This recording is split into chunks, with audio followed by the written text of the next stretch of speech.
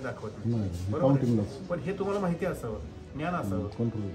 नमस्कार, आपण पाहत आहात पुणे लाईव्ह न्यूज. पाहुयात आज दिवसभरातील ठळक घडामोडी. महामार्गावर गाडीला कट मारला म्हणून 8 जणांच्या टोळक्यांनी मोटर अडवून एका वकिलाला मारहाण केली आहे. या प्रकरणी चाकण पोलिसांनी 8 जणांवर गुन्हे दाखल करून दोघांना अटक केली आहे. ही घटना चाकण येथील तळेगाव चौक या ठिकाणी घडली आहे. या प्रकरणी चाकण पोलिसांनी सोनाजी लाला मिरपगार वय वर्ष 30 राहणार चाकण व दीपक गणेश वैराग वय वर्ष 22 राहणार चाकण यांना अटक केली आहे. तसेच इतर 6 आरोपींवर गुन्हा दाखल केला आहे. उजमा अब्दुल रहिमान पठाण वय वर्ष 30 राहणार जुन्नर यांनी चाकण पोलीस ठाण्यात याबाबत फिर्याद दिली आहे. खेड तालुक्यातील उपअधीक्षक भूमी अभिलेख कार्यालयामध्ये जमीन मोजण्यासाठी पुरेशी यंत्रे म्हणजेच मशीन उपलब्ध आहेत. त्यामुळे त्यासाठी कोणीही नागरिकांनी अधिकारी वर्गाला किंवा जमीन मोजणीसाठी येणाऱ्या भूकर मापक यांना पैसे देऊ नयेत, असे आवाहन खेडचे उपअधीक्षक भूमी अभिलेख DM शिंदे यांनी केले आहे. खेडमधील जमीन मोजणी कार्यालयाबाबत अनेक नागरिकांच्या तक्रारी आहेत. काही जणांची वादातील संपूर्ण प्रकरणे गायब होत आहेत. काही अधिकारी अवास्तव पैसे मागत आहेत. अशा तक्रारी प्राप्त झाल्याने या कार्यालयाचे प्रमुख शिंदे यांनी अधिकाऱ्यांना फैलावर घेत कारवाई करण्याचा इशारा दिला आहे. या कार्यालयात सतत हेलपाटे मारणाऱ्या काही नागरिकांनी अत्यंत धक्कादायक तक्रारी करताना काय सांगितलंय पाहूयात. माझं नाव धनश्री दत्तात्रय मोरे. मी दावडी गावची रहिवासी असून दावडी गावात 1957-55 सालापासून माझी वडिलोपार्जित जागा होती.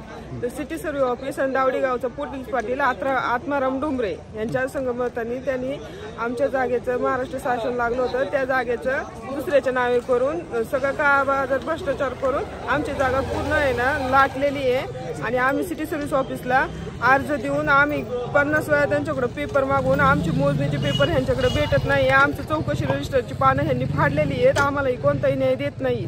आम्ही अपील पण केलेलं आहे, आम्ही तक्रारी पण केलेल्या आहेत, पण आमची कोणी दखल घेत नाही.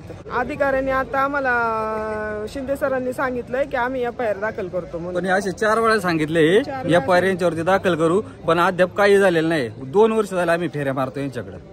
प्रत्येक पानं गायब झालेली आहेत, फाडलेली आहेत, फोडाफोड केलेली आहे. यांनी पैसे काढलेले आहे, यांनी पैसे सगळ्या ऑफिसने पैसे काढलेले आहे. आणि प्लस पुढारी मंडळी पण खूप राजकीय दबाव आहे यांच्यावर. त्यांचे डायरेक्ट फोन येतात का तुम्ही प्रकरणात मध्ये पडू नका, तो माझा माणूस आहे. म्हणजे फक्त एकच माणूस आहे, बाकी कोणी त्यांचे नाही. खूप वेळा तक्रार दिलेत पोलीस स्टेशनला सुद्धा. तिथं सुद्धा फोन येतात डायरेक्ट वरून का यांची तक्रार घेऊ नका म्हणून. महिना जाऊन बसलोय आम्ही, तरी ती दखल घेत नाहीये. पोलीस स्टेशनला सुद्धा आहे ना, आता सुद्धा त्यांच्याकडे आमचे तक्रारी आज पडलेले आहेत.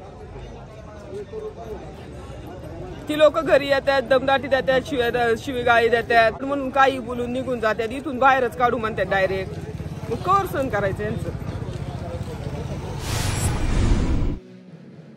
खेड तालुक्यात थंडीचा जोर कमी झाला असून पुढील 3 दिवस थंडी कमी असेल तर किमान तापमानात आणखीन वाढ होण्याची शक्यता आहे.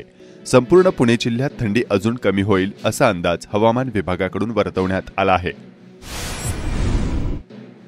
खेड तालुक्यात 26 नोव्हेंबरला झालेल्या अवकाळी पावसामुळे या ठिकाणी झालेल्या पीक नुकसानीचे शासनाने दिलेल्या निर्देशानुसार केलेल्या पीक पंचनाम्यातून तालुक्यात 327.475 हेक्टरवरील पिकांचे नुकसान झाल्याचे स्पष्ट झाले आहे.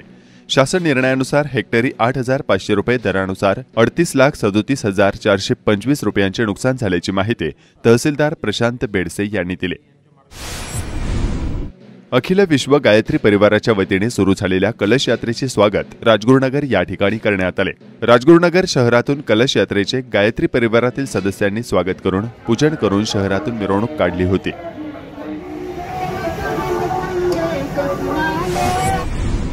हुतात्मा बाबू गेणू सईद यांचा पायी प्राणज्योत सोहळा मुंबई येथून त्यांच्या जन्मस्थळी महाळुंगे पडवळ आंबेगाव तालुका या ठिकाणी जात असताना खेड तालुक्यात दरवर्षीप्रमाणे त्यांचे स्वागत करण्यात आले. तसेच राजगुरुनगर येथील हुतात्मा राजगुरुवाडा या ठिकाणी हुतात्मा बाबू गेणू सईद यांची ज्योत घेऊन सर्व देशभक्तांनी दर्शन घेतले. राजगुरुनगर येथील खेड तालुका एज्युकेशन सोसायटी संचलित महात्मा गांधी विद्यालय व कनिष्ठ महाविद्यालयात अपूर्व विज्ञान मेळावा 12 डिसेंबर रोजी उत्साहात संपन्न झाला. विज्ञान प्रदर्शनाचे उद्घाटन खेड तालुका एज्युकेशन सोसायटीचे ज्येष्ठ संचालक हिरामण सातकर यांनी केले. जागतिक दिव्यांग दिनानिमित्त खेड तालुक्यातील दिव्यांग बांधवांनी राजगुरुनगर या ठिकाणी हुतात्मा स्मृती शिल्पस्थळावरून जनजागृती रॅली काढली होती. खेड पंचायत समितीच्या कार्यालयाच्या आवारात दिव्यांग बांधवांचा मेळावा संपन्न झाला. यावेळी गटविकास अधिकारी विशाल शिंदे, समाज कल्याण विभागाचे गणेश जाधव यांच्यासह पदाधिकारी उपस्थित होते. चासकमान धरण परिसरातील आदर्श गाव वेताळे येथे देव दीपावली निमित्ताने वेताळेश्वर महाराजांच्या उत्सवानिमित्त बुधवार दिनांक 13 डिसेंबर आणि 14 डिसेंबर रोजी विविध धार्मिक कार्यक्रमांचे आयोजन करण्यात आले आहे. बुधवारी हारतुरे आणि मिरवणूक तसेच भजनांचे कार्यक्रम, रात्री भारुडाचा कार्यक्रम आणि गुरुवारी रात्री ऑर्केस्ट्राचा कार्यक्रम होणार असल्याची माहिती सरपंच सविता बोंबले आणि उपसरपंच रेखा राव यांनी दिली. प्रति जेजुरी श्री क्षेत्र खरपुडी खंडोबाची या ठिकाणी सालाबाद प्रमाणे मार्गशीर्ष प्रतिपदा ते चंपाषष्ठी निमित्त दिनांक 13 डिसेंबर 2023 ते दिनांक 18 डिसेंबर 2023 दरम्यान विविध धार्मिक कार्यक्रमांचे आयोजन करण्यात आले आहे. त्यामध्ये पहाटे 5 वाजता महापूजा, मल्हारी विजय ग्रंथ पारायण, भैरव अष्टक पठण, आरती, संध्याकाळी खंडोबा महात्म्य पारायण आणि खंडोबा अष्टक पठण होणार आहे. तसेच चंपाषष्ठीच्या दिवशी विविध धार्मिक कार्यक्रम आयोजित करण्यात आले आहेत. सुभाष माध्यमिक व उच्च माध्यमिक विद्यालय बहोळ तालुका खेड येथील विद्यालयात 10वीच्या 2011-2012 या बॅचच्या स्नेह मेळाव्याचे आयोजन करण्यात आले होते. माजी विद्यार्थी व सर्व आजी-माजी शिक्षकांच्या उपस्थितीत हा स्नेह मेळावा पार पडला. शेलू तालुका खेड येथील विद्यमान युवा सरपंच अक्षय पडवळ यांची भारतीय जनता पार्टी युवा मोर्चा पुणे जिल्हाध्यक्षपदी निवड करण्यात आली. त्यांना निवडीचे पत्र उच्च आणि तंत्र शिक्षण मंत्री चंद्रकांत पाटील आणि जिल्हाध्यक्ष शरद बुट्टे पाटील यांच्या हस्ते देण्यात आले. खेड तालुक्यातील आळंदी परिसरातील भानोबाची कोयाळी येथे 13 ते 15 डिसेंबर रोजी भानोबा देवाची यात्रा संपन्न होणार आहे. पुणे सहाय्यक धर्मादाय आयुक्तांकडे देवस्थान विश्वस्त, ग्रामस्थ आणि पुजारी यांच्यातील वादाच्या पार्श्वभूमीवर यात्रोत्सव काळात कोणताही आर्थिक गैरव्यवहार होऊ नये याकरिता विलास कोळेकर आणि दौलत कोळेकर यांनी अर्ज सादर केला होता. दोन्ही बाजूंनी सुनावणी होऊन सहाय्यक धर्मादाय आयुक्तांनी 13 ते 15 डिसेंबर या यात्रोत्सव काळात दानपेट्या सील करण्याचे आदेश दिले आहेत. तसेच निरीक्षक म्हणून PM आंधळे यांची नियुक्ती करण्यात आली आहे. यामुळे यात्रा काळात देणगी स्वरूपात जमा होणारी देणगी, दानपेटीतील रक्कम आणि देवांच्या वस्तूच्या होणाऱ्या लिलाव आता पारदर्शकपणे होणार आहे. विश्वस्त पुजारी यांचा हस्तक्षेपावर अंकुश बसणार आहे. विविध अटी शर्तीनुसार सार्वजनिक ग्रामविकास ट्रस्टला धार्मिक कार्यक्रमांसाठी खेड तहसील कार्यालयाने परवानगी दिली आली. भानोबा देवाचा उत्सव पाहण्यासाठी राज्यभरातून भाविक भक्त मोठ्या प्रमाणात येत असतात. देव दानव युद्ध पाहण्यासाठी मोठी गर्दी होत असते. 2 दिवस यात्रोत्सवानंतर देव शुक्रवार दिनांक 15 डिसेंबरला आजोळी जाणार असल्याची माहिती आयोजकांकडून देण्यात आली आहे.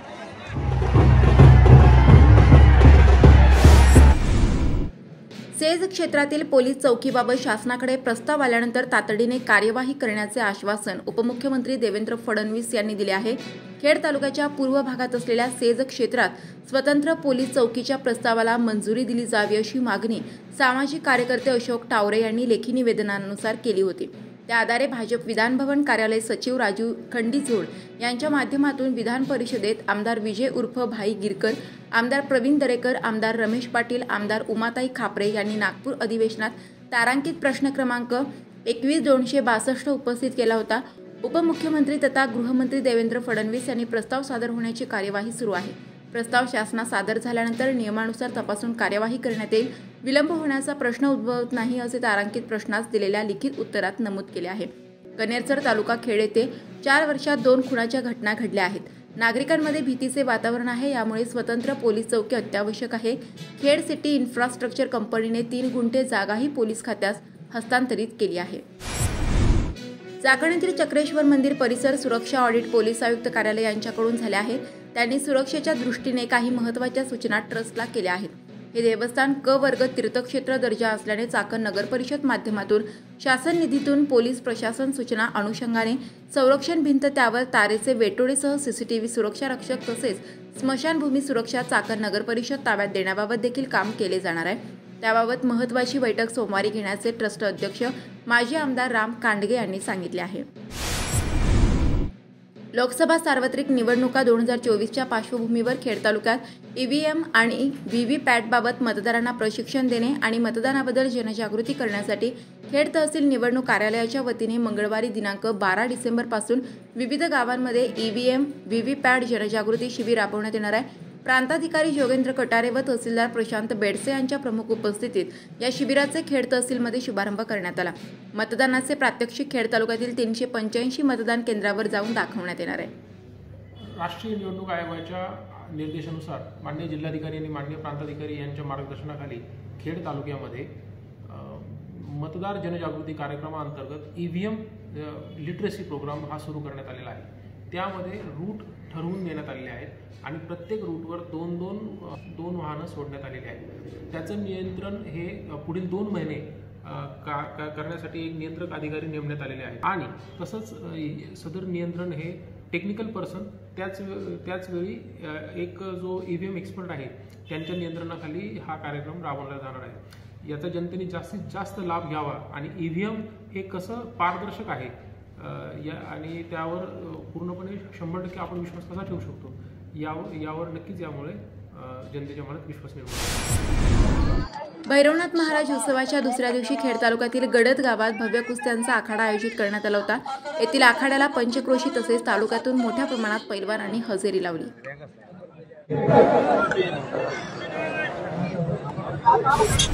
खेड तालुक्यात श्री क्षेत्र भीमाशंकरच्या पायथ्यालगत असलेल्या पदरवाडी येथे डोंगराला भेगा पडल्याने स्थानिक ग्रामस्थांनी खेड येथे पुनर्वसनाची मागणी घेऊन आमरण उपोषण सुरू केले आहे। या गावातील जमिनीला 6 ते 7 फूट खोल भेगा पडल्या आहेत।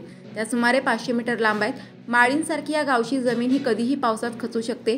सादर गाव हे अतिधोकादायक म्हणून घोषित होऊन देखील शासन दरवर्षी पावसाळा आली की फक्त तात्पुरता स्थलांतर येथील कुटुंबियांना करण्याचे पत्र काढते, मात्र यावर ठोस उपाय राबवत नाही असा स्थानिकांचा आरोप आहे। याबाबत आमदार दिलीप मोहिते यांनी देखील अधिवेशनात आवाज उठवलाय, मात्र स्थानिकांचे उपोषण अजूनही सुरूच आहे। तातडीने याबाबत कार्यवाही व्हावी अशी मागणी होत आहे। राज्याच्या मुख्यमंत्र्यांसमोर एक बाब लक्षात आणून इच्छितो। माझ्याकडे भीमाशंकरच्या शेजारी पठारावर पदरवाडी नावाचं आदिवासी गाव आहे। तिथं 6 फूट लांबीची भेग पडलेली आहे। कुठल्याही क्षणी माळीसारखा प्रकार होईल। तिथले सगळे आदिवासी बांधव गेली 3 दिवस तहसील कार्यालयाच्या समोर उपोषणाला बसलेले आहेत की 2 दिवसापासून लोक इथं उपोषणाला बसलेले आहेत पदरवाडीची। आणि त्यांच्या बोलण्यातून एक महत्त्वाची माहिती समोर येते की आत्ताचा जो मोठा पाऊस झाला गणपतीच्या अगोदरचा, त्या पावसामध्ये जवळपास 6 फूट जमीन ही खाली खचली गेलेली। 6 फूट जमीन घराच्या मागची खाली खचणं म्हणजे अक्षरशः जर त्याच्यानंतर त्यांनी सांगितलं तो पाऊस कंटिन्यू पुढे राहिला नाही, हे त्यांचं नशीब। जर तोच पाऊस कंटिन्यू पुढे राहिला असता 2 तास किंवा 4 तास तर त्या 6 फूटच्या ऐवजी पूर्ण वस्ती ही क्षणामध्ये नाहीशी झाली असती। म्हणजे ही दुर्दैवी घटना इथून पुढेही होऊ शकते जर याच्यानंतर कोणताही पाऊस झाला, कारण पाण्याला जायला पण जागा नाहीये, पूर्ण साचलेले। म्हणजे आमची घरं ही पाण्यात आहेत की आमची घरं ही चिखलात आहेत, हे अद्याप ग्रामस्थांना हा प्रश्न पडला आहे की आम्हाला तुम्ही वाचवा, आम्ही पाण्यात राहतोय की चिखलात राहतोय हे अजून आम्हाला कळत नाही। आणि हा जो पाऊस होईल हा पाऊस आमच्या जीवनातला शेवटचा पाऊस असू शकतो। त्याच्यामुळे लवकरात लवकर आमचं पुनर्वसन करा। आमचं जर पुनर्वसन केलं गेलं नाही तर जी माळींमध्ये घटना घडली, जी प्रवीण पारदे अध्यक्ष बिरसा ब्रिगेड यांनी मांडली, ती घटना पुन्हा व्हायला नको पदरवाडीकरांसोबत। त्यासाठी हात जोडून सर्व ग्रामस्थांची, बिरसा ब्रिगेड आणि सर्व सामाजिक संघटनांची मागणी की मायबाप सरकार या गोष्टीकडे खरंच गांभीर्याने लक्ष द्या। हा प्रश्न फक्त न्यूज पेपरमध्ये किंवा वर्तमानपत्रामध्ये फक्त वाहवाह करण्यासाठी नाहीये। एक वेळेस आमची वाहवाह नाही झाली तरी चालेल, परंतु या ग्रामस्थांचे जीव वाचणं हे तिथपर्यंतच आणि तेवढंच महत्वाचं आहे। या गोष्टीकडे लक्ष द्या ही ग्रामस्थांच्या वतीनं आम्ही सर्व हात जोडून कळकळीची विनंती करतोय। नाव काय तुमचं? विकास भाईक नायफड।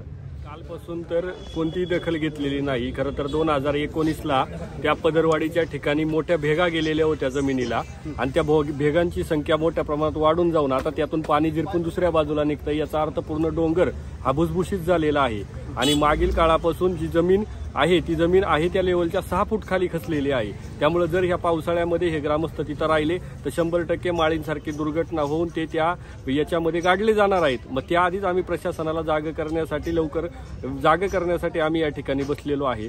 परंतु काल बसलेल्यापासून आज तागायत कोणतीही व्यवस्था किंवा कोणतीही बातचीत प्रशासनाशी झाली नाही। आता आम्ही गेल्या आठवड्यापूर्वी तहसीलदारांना निवेदन देऊन की बाबा भीमाशंकर पदरवाडी या ठिकाणी जी काही पावसाळ्यामध्ये खूप मोठी भेग त्या कड्याला गेलेली आहे आणि त्यामध्ये ही दुर्घटना होणं हे निश्चित आहे। म्हणून आम्ही मागच्या मंगळवारी त्यांना एक निवेदन दिलं। त्याच्या निवेदनातून आम्ही उपोषण करणार असं निवेदनामार्फत त्यांना आम्ही कळवलं, परंतु कळवल्याच्या नंतर कुठलीही प्रशासनानं त्याची दखल घेतली नाही। आज या ठिकाणी कालपासून पदरवाडीचे ग्रामस्थ या ठिकाणी पुनर्वसन व्हावं याकरता उपोषणाला बसलेला आहे। वास्तविक पाहता गेले 2019 प्रवीण पारधी बोलला की 2019 पासून त्या ठिकाणी त्या परिसरामध्ये जो डोंगर आहे त्या डोंगराला एक मोठी भेग पडलेली आहे आणि तेव्हापासून आपलं प्रशासनाने 2 ते 3 वेळा तिथे जाऊन पाहणी केली. आत्ता मला वाटतं श्रावण महिन्यामध्ये स्वतः तहसीलदार BDO ही सुद्धा मंडळी त्या ठिकाणी जाऊन आली. त्यांनी पाहणी केली. पाहणी करून त्यांनी तो प्रस्ताव तात्काळ प्रशासनाला पाठवतो असं त्यांनी आम्हाला सर्व ग्रामस्थांना सांगितलं. परंतु आत्ता अशी माहिती मिळते की कालच तो प्रस्ताव कलेक्टर ऑफिसला गेलेला आहे. तर अत्यंत दुर्दैवी बाब आहे की आदिवासी समाजातील गेल्या अनेक वर्षापासून भीमाशंकरच्या पदरवाडी या परिसरामध्ये गेल्या अनेक वर्षापासूनची ही मागणी आहे की तिथं जे जमिनीची अवस्था आहे त्यातलं पुनर्वसन करणं गरजेचं असताना मी स्वतः त्या गोष्टीचा साक्षीदार आहे. 2019 साली तत्कालीन तहसीलदार असतील त्यावेळेस मी सभापती म्हणून पंचायत समितीमध्ये काम करत होतो. तत्कालीन CO आयुष प्रसाद साहेब आम्ही एकत्रित त्या ठिकाणी व्हिजिट केली होती. अनेकदा मिटिंगा झाल्या, अनेकदा दरवर्षी प्रशासन पाऊस आला की त्या वस्तीतल्या लोकांची तात्पुरतं स्थलांतर करण्याबाबतच्या बैठक घेतात, दौरे करतात. परंतु ही प्रत्येक वेळेस पेपरबाजी होते, कुठेतरी छोटंसं गाजर दाखवण्याचं काम होतं. परंतु आपल्याला जर माहिती आहे तर हा प्रश्न एका वर्षाच्या स्थलांतराने सुटणार नाही. कायमस्वरूपी प्रश्न जर सोडवायचा असेल तर शासनासाठी फक्त 16 आणि 20 कुटुंबांची पुनर्वसनाची व्यवस्था करणं काही फार अवघड नाही. आणि खेड तालुक्यामध्ये तर पुणे जिल्ह्यामध्ये आपत्ती व्यवस्थापनाकडे मोठ्या प्रमाणावर निधी आहे, आदिवासी महामंडळाकडे निधीची कमतरता नाही. आणि असं सर्व असताना शासन प्रत्येक वेळेस येऊन पाहणी करतं, तात्पुरतं स्थलांतर करतं. आमची शासनाकडे मागणी आहे की तुम्हाला कुटुंबाचा शेवटचा क्षण पाहायचा आहे का? माळींची घटना शेजारच्या तालुक्यात झाली, रायगड सारख्या ठिकाणी मागच्या वर्षी देखील एवढ्या मोठ्या प्रमाणावरची खालापूरला घटना झाली, तरी देखील जर शासनाचे डोळे उघडणार नसतील मग आमच्या या बांधवांचा तुम्हाला जीव गेलेला पाहायचा आहे का? आता आमच्या नमस्कार, आपण पाहत आहात पुणे लाईव्ह न्यूज.